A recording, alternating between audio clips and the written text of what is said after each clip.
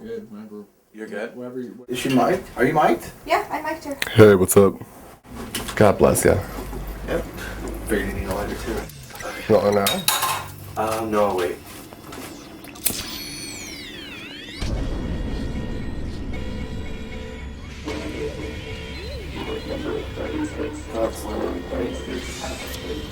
Detox.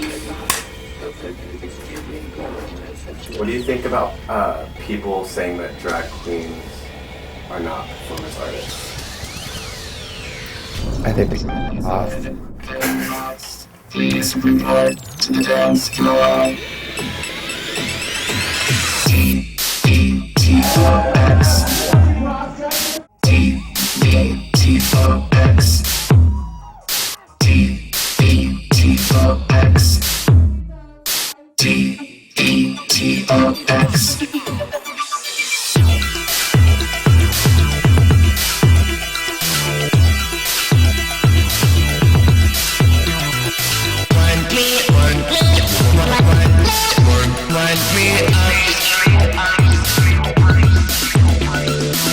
I'll be your drag me foot, come on and wind me up.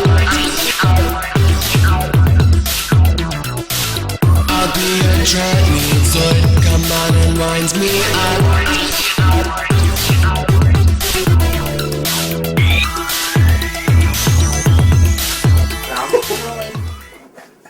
Action. Hello, my name is Matthew Sanderson. I am 24 years old, originally from Orlando, Florida, and now I live in Los Angeles, California, the city of dreams. I am a full-time cross-dresser. A Patrick Nagel robot would probably be the best way to describe my drag personality. I'm like a cracked out Gem and the Holograms, total acid trip, crazy in your face, foul-mouthed, and beautiful. Your personality as a man from your personality in drag, is there some things that you could do that you wouldn't do like as a man in your daily life? Not only was you change, you conform into something else. Excuse me.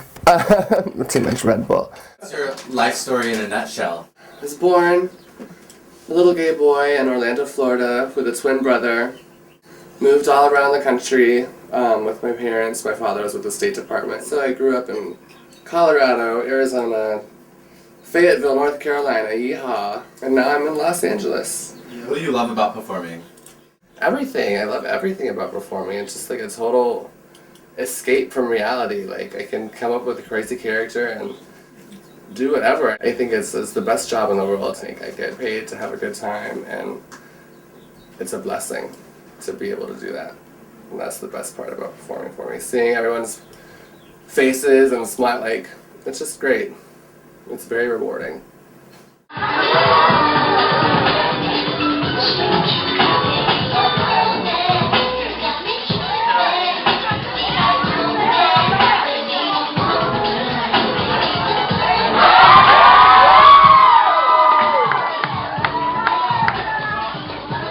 I think it takes a lot of balls, really, to get up there and address, and some people don't take it as seriously, and there are definitely some performers that are more illusionists and not so much performance artists, but I think when you consistently can gag an audience and make people think or see something that they've never thought they would ever see before, it's performance art. It's nothing but that. We are art to begin with. I mean, it takes so much time and effort and, skill to pass and look like a sickening woman or a fierce drag queen. It's totally artistic and it's such an art form. People who don't think so. When did you first dress in drag? I first dressed in drag probably when I was 2 years old. I started really young. I loved makeup and my mom's heels and fur. I came out as a cross-dresser in the womb. Explain your first show you ever did. Ooh. I was 16 and I was at a fashion show. It was the first time I was able to go out on stage and in drag with big water balloon tits and 10-inch platform shoes and I fell, and I loved it. It was fierce. It was really embarrassing. It's really good. I felt free. Like, it was so, like, empowering. Like, I felt like I belonged for once. Like, everyone was cheering me on, and I was so young, and I don't know, I just loved it. Why do you dress in drag? Why not? I think everyone should. It's like an extension of my crazy dead brain. Anything that I can, like, put my hands on and recreate and be another character every night. It's so fun. I love living vicariously through all my alter egos. What else do you want to know? Okay, show us what kind of queen you are based on the unique items you've created.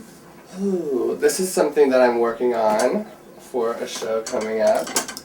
It's a piece that I did a long time ago, and I'm just adding different things to it because I want it to be all bright and poppy. I made the shoes to match, but I thought they were cute with the little rhinestones and the fuzzy balls.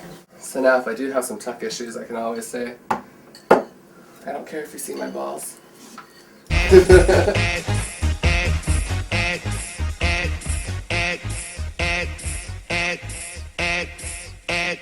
Excuse me, who's the DJ?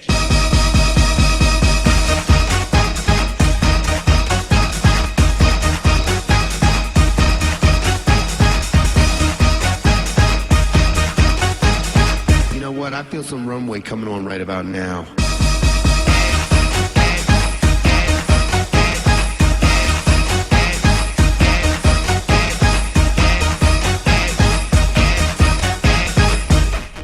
Excuse me, whose party is this?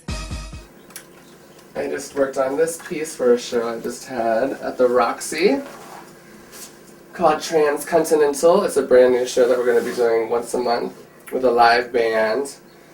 And it's all like rock and roll, punk rock, drag. I'm talking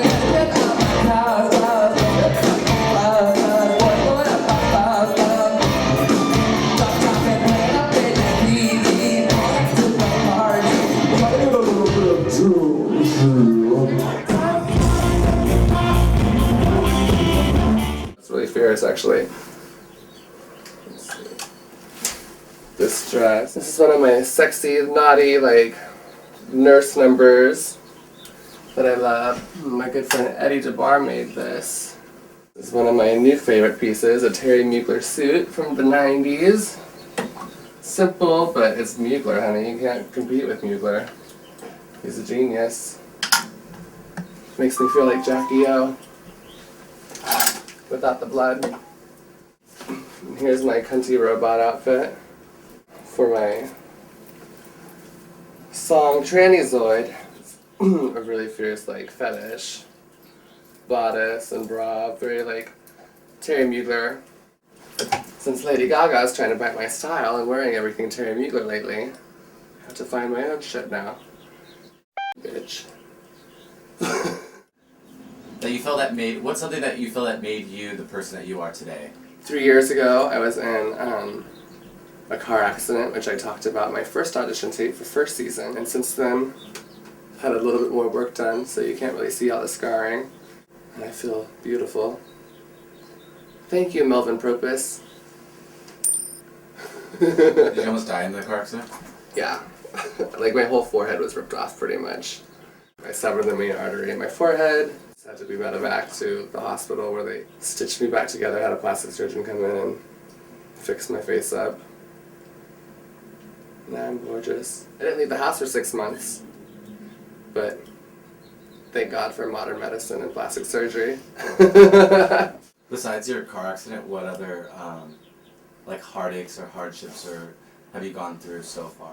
I think the thing that made me who I am today is probably what every young gay boy goes through, like perseverance. When I was really coming of age and like finding myself, I was living in North Carolina. I was new there. I knew I was gay. I knew I was different. It was an army town. I was ridiculed constantly. Was always being teased and threatened and made fun of. And once I was finally able to accept myself for who I am and find that happiness in myself, that's all that's really matter. That's how I live my life now. Like, as long as I'm happy, I'm fine. You can talk as much shit about me as you want to. You can say that, like, awful things to me. I don't care. Like, I love myself for who I am, and I'm proud of myself.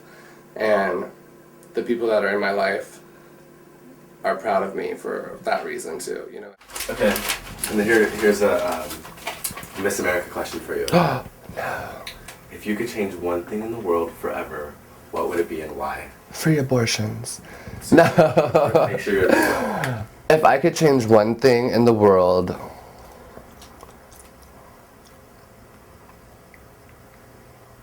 it's so cliche, but world peace, what? It's just in this day and age that we still have war and people hating each other for whatever reason, like, understanding. Like, I wish the whole world was just understanding and happy, and that we didn't have to worry about walking down the street and, you know, people being afraid for their lives, whether they're going to get attacked or something, just because of who they are, the color of their skin, their sex, you know, their sexual preference.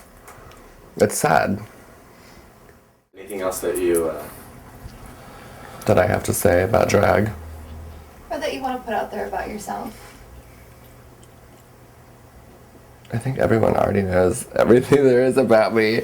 I'm pretty much an open book. Like, I work pretty much every night of the week, and if I'm not, then I'm, you know, getting some other kind of gig, like music videos, TV shows, acting. Like, I'm trying to branch out and do more, you know, mainstream stuff with drag. You can also see me in Kesha's new video, Backstabber, Rihanna's Disturbia video, the Hollywood Undead's Undead video, Millionaire Matchmaker. I'm getting, you know, really fierce gigs. I'm having fun. Like, I think that drag needs to be pushed more into the mainstream again. I don't think you guys need to know anything more. I think you just need to put me on the show already. Remember, that has to be the end of it. Can I get an amen? Hallelujah! So I guess I'll see you in the studio, Ru. I don't know what else to say.